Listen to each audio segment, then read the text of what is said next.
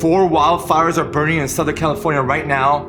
As you guys can see, it's right next to Malibu, Los Angeles, Pacific Palisades. As you guys can see right here, Governor Newsom declares state of emergency. What are we gonna do? Let's get the kids from school and let's start packing. And if we have to evacuate, we'll have a hotel ready and we'll leave. Okay. Yeah? Okay. It's okay. It's okay. It's just so devastating to see the news and people evacuating and even animals in the street. It's really bad. Okay. We're okay right now. We're healthy.